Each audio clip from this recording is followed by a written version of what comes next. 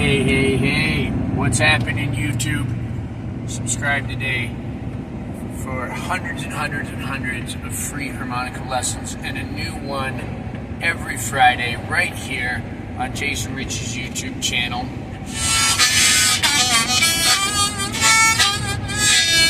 Check this sucker out. Blue Moon with the brass comb and the black old school Marine Band cover plates. Today's Free Friday. I'm in here with the band. We're on our way to Chicago. We got gigs. I've had no time this week to make a Free Friday before this. So here we go. From the road, I thought that I would feature the entire band. We've done a couple of these, but I don't think we've done one with my band. We did one with Damon and Chuck Riley on the what 5 things or something like that are bad about harmonica. I think was the one with it. Only 5? Well, we only had 5 band members, so I got one opinion from each guy. You know, Chuck Riley said, "Don't wear the Chewbacca belt." That was awesome. Anyway, so today we're gonna talk to some professional musicians. They were professional musicians long before they got into this band, so they know a lot about sitting in it. We're going to discuss what happens when you sit in with a band. So not an open mic night, which you can see Surviving a Blues Jam with Evil Andy Curse. It'll be linked below. It's a hilarious video. But this is different. This is, you want to go sit in with a band or you've been asked. But we're going to start with the latter, the former. We're going to start with you want to sit in with the band. So you guys have heard enough of me for 18 years on this channel. Let's start with one of my favorite people, one of the most solid cats there is. You know, he's not going to pull any punches. He's going to tell you exactly what it is. He's played with Alvin Youngblood Hart, Brian Lee, the Brent Johnson Band, and so many other people. It's ridiculous. Damon Fowler, everybody. A real veteran of all of the low notes. Ladies and gentlemen, I introduce you to Bill Block. Hello. My rule. I never ask to sit in. I will only sit in if asked. And that's basically it. I mean, I used to ask back when I was wet behind the ears, but as the years go on, I realize it's kind of a bold ask. I think, you know, if you're asked to sit in, absolutely. When you are asked to sit in, you do whatever, 1 or 2 songs, and when the band leader or whoever says, "Ladies and gentlemen, give it up for," that's your cue to leave. So, yep. When you say thank you, take your bow, and give everybody, make sure you give props to the band backing you up too, because that's important. You wouldn't be up there if it weren't for them cats. So, and don't ever. We were in Terror Blues. Was that the spring? We're in Terror Blues in New York City. Yep. And we're playing in middle of the set, and all of a sudden this cat starts climbing on stage with the saxophone. And usually Jay or whoever will say, "Hey man, we got so-and-so sitting in." Sometimes it slips people's minds. So my thought was like, should I knock this dude off the stage right now? Or will that be crossing my list? Like Jason's funny that I don't know, and we just missed it. Turns out I probably should have knocked the dude off the stage.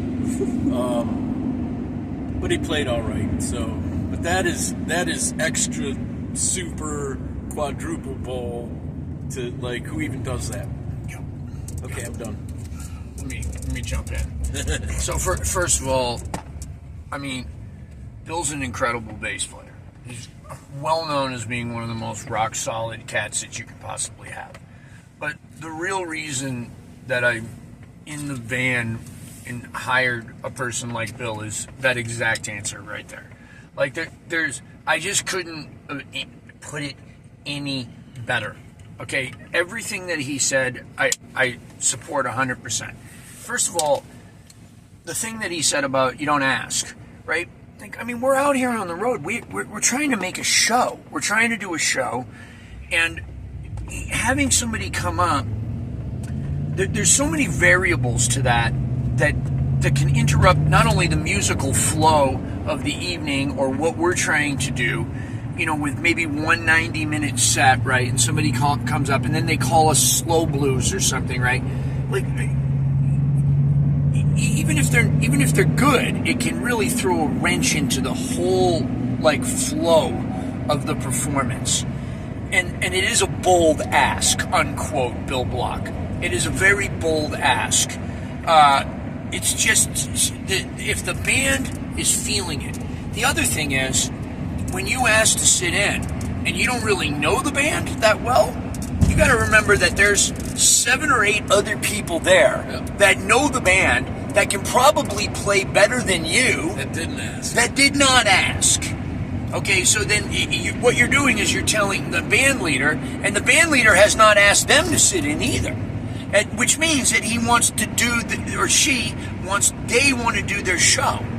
Okay, so so if they let you up, then you got 5 other people going, oh, well, how come I didn't get up, right? So it puts the band leader in a very awkward space.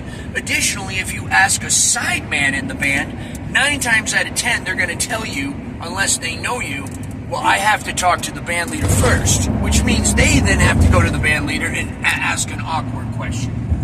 Well, I think one good way to get people to understand that you might want to sit in is to think about the material that band actually plays and think about what you would be interested in adding to it. And then if you're talking to the band leader beforehand and you say, boy, I've been listening to Hip Shake, and I've been thinking about, trying this thing out with it. I really enjoy it. I'm coming out to your show. I can't wait to hear you. I always love the idea of getting to hop up and play. That's a dream of mine, but I'm really excited to see you. And go in with the understanding that you are going to see a show.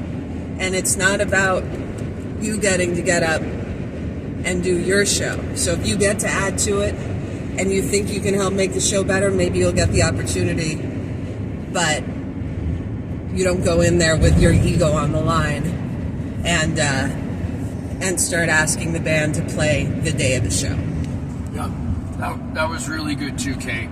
So that brings up a sort of separate thing, which is, what if you would like to get up, but you're not going, but you're smart enough now because you've watched this video. You're smart enough now to not ask. So how can you push or influence the band leader in that direction? So one of the ways, which you just mentioned, Kate, is by knowing the material that the band does. By knowing something about that artist, besides the fact that they're playing there that night, right? Know some of their songs and say, and don't do this either. Don't go, oh, I played with so-and-so and did this, and I played with so-and-so and all that. First of all, I can't tell you how many times we hear that I play with this artist, meaning it's presented as if you've had the gig with them, right? When in reality, what happened was you either opened for that person, or you sat in, you sat in once before, and then asked to sit in. Right, or you asked to sit in and got up and they caved and you got up and played one song and then they asked you to leave. But the other thing I wanted to jump on that Bill said that I thought was really, really important too was, be sure you show respect to the other members of the band besides the band leader. So one of the things that I do when I get up, if I have time, is I shake or fist bump every single member of the band before we start playing. Okay? And if I don't do it at the beginning, I do it when I'm off. What Bill said about when they say, ladies and gentlemen, put your hands together for blind harmonica peg leg raccoon, right? When they say that, that is their cue for you are done. It's time to go. How many times I've seen people just stand there with their harmonica or their guitar waiting for another song. When they said that, they're not just trying to get you more applause. They're telling you it's time for you to leave, okay, without saying it. That's what it is. always, what I'll do is after each song, even if I think the band leader is going to have me up for 2 or 3 or more songs, at the end of every single song, unless that band leader says to me, stay up here for 3 or 4 or whatever, I start making my way towards the edge of the stage to leave, right? Like just giving them that out every single time, you know, so that it's polite and that. But what Kate said is really good too. Really, really, really good. No, I have asked people to sit in before because they were sort of elusive. They were a little cat-like. Like, you know, they would say, oh man, I really, really love the way you play that Broken Toy, man.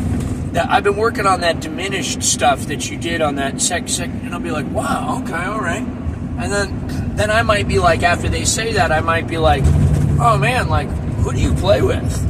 Oh man, you know, I don't know, I just play around town, man, you know, but I've been playing with this guy in this little jazz trio.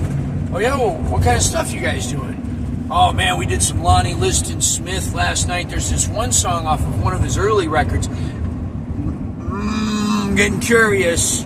I'm interested in you now, right? And we're just talking about music, and you're telling me things about music that you love, and then I might be like, hey man, this is what like every harmonica player's dream was. It was mine when I was, when you said a little young or whatever, when wet behind the ears, right? When you know, oh hey man, you got a harmonica on you? You know, that's what I thought they were going to say to me, and I'll say, hey, you have a harmonica on you, and they'll blow something, and 9 times out of 10, the kind of person that I would wait to ask that question and her to, they can play their ass off, and I'll be like, holy cats, man. Hey, listen, man, you want to do one with the band, right? The other way to get up with me anyway, or like somebody, is if you don't ask, and I see you at 5 or 6 shows, and you come on a night, and maybe it's a little slow, or it's a small bar, or we're out in the country somewhere, and there's no other harmonica players, I'm asking you up.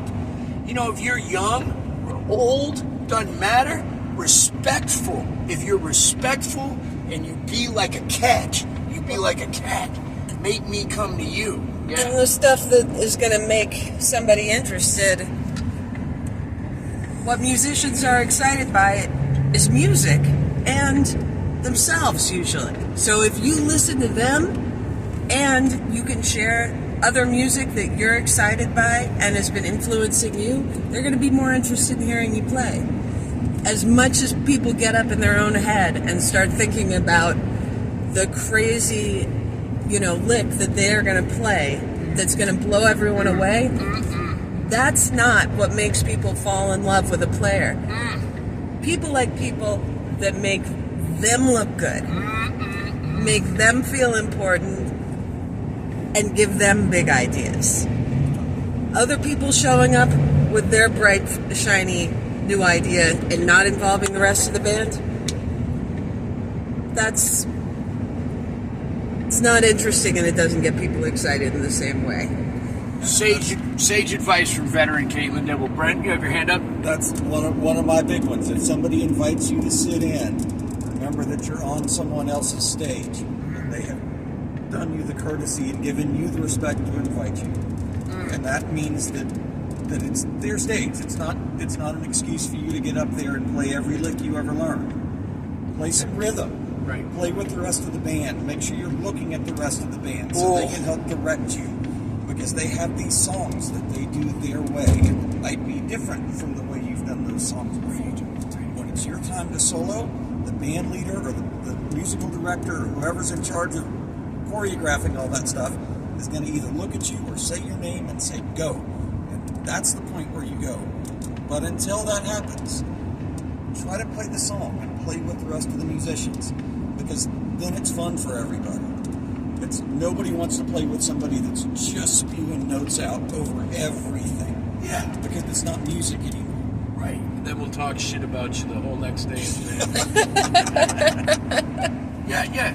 The band is not your backing track, right? That's what it is. And I mean, it's just such. I'm listening to him talk like right now, and I'm thinking to myself, that's what I want to do tonight with my own band. Like we can never hear the word listen enough in music.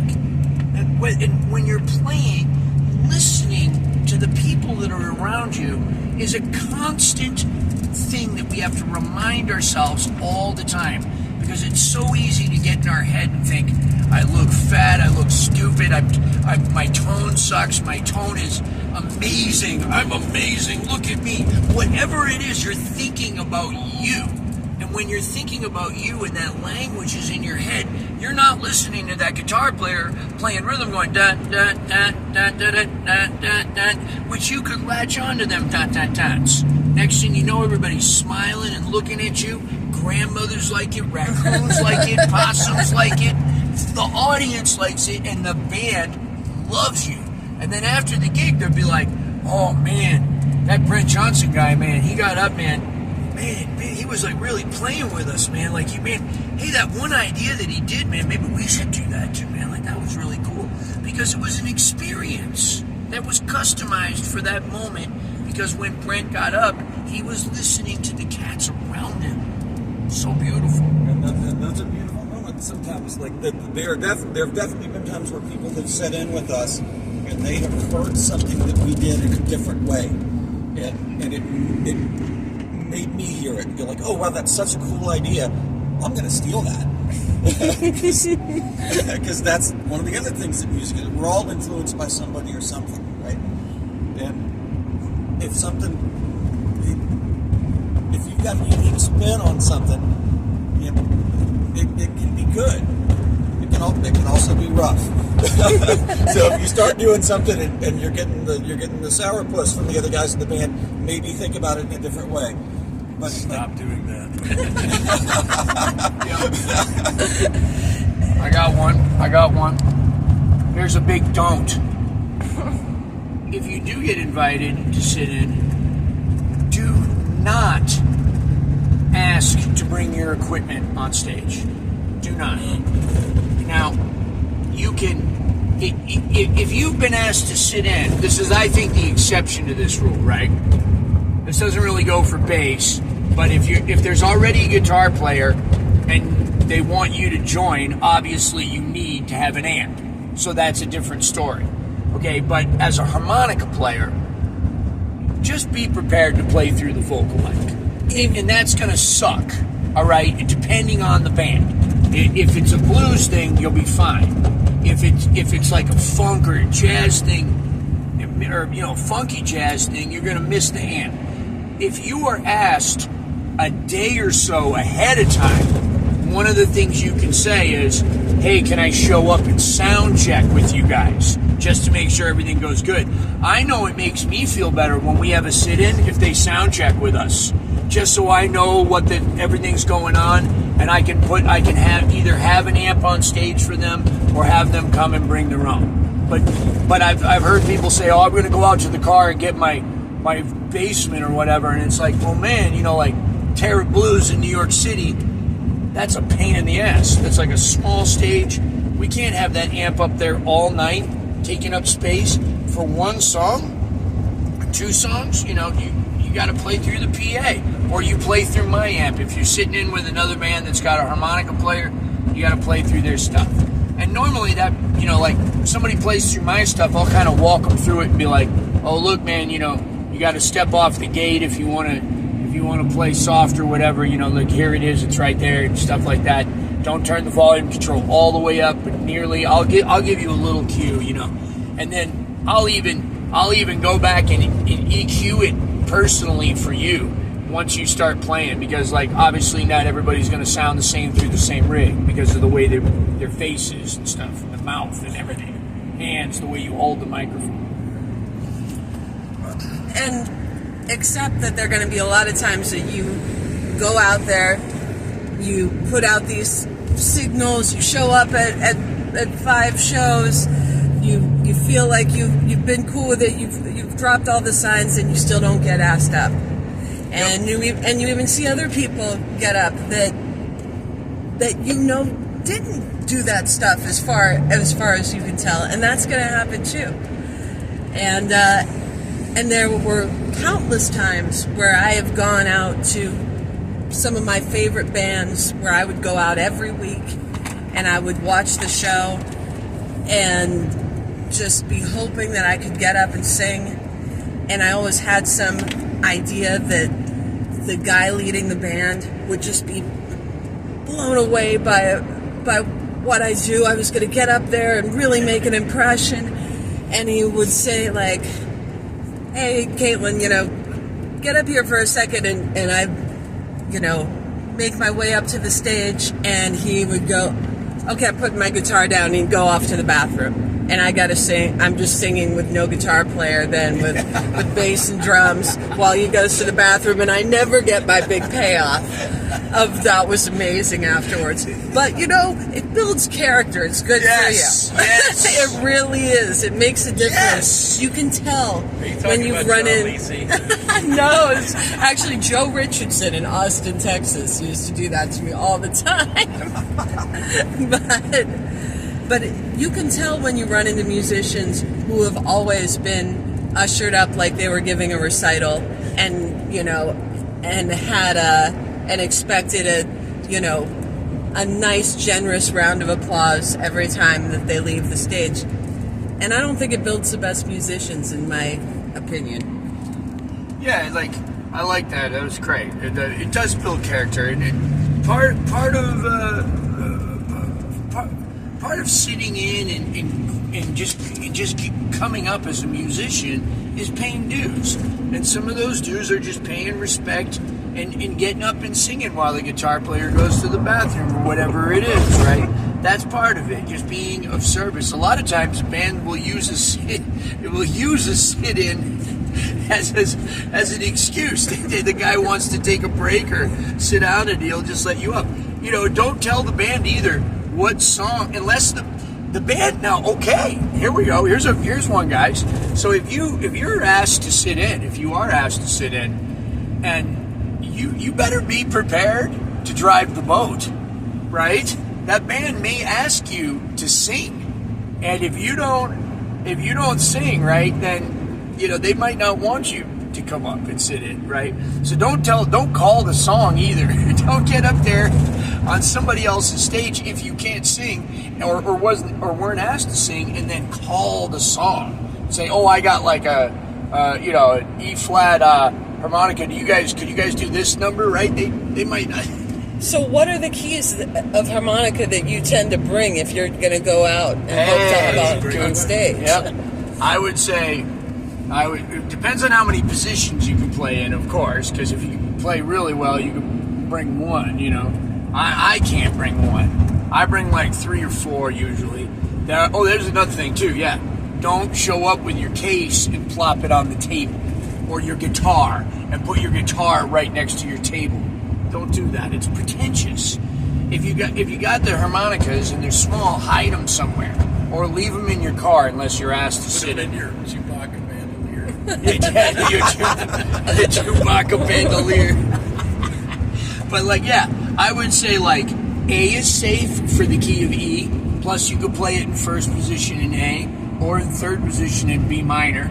For some reason, a lot of songs that are minor are in B minor. Thrill Is Gone's in B minor. Lots of songs are in B minor, right?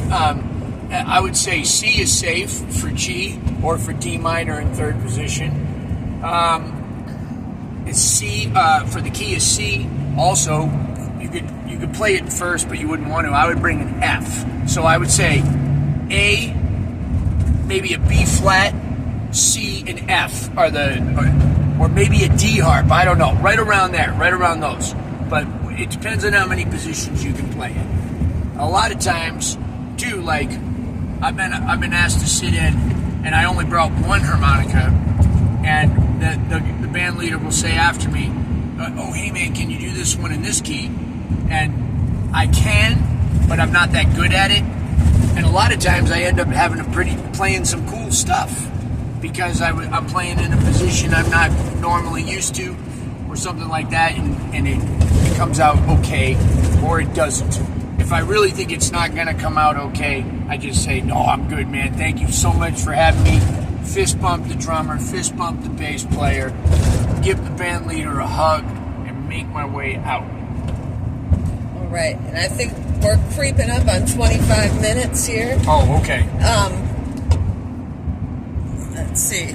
I'd say one more time to realize that at these shows, a lot of stuff is going on, and with the musicians that are up there playing, it's about them wanting to bring the best show that they possibly can.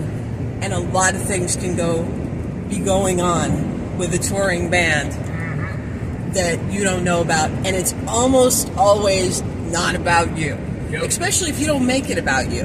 Yep. Then it's pretty much never about you until they get up and decide to highlight you.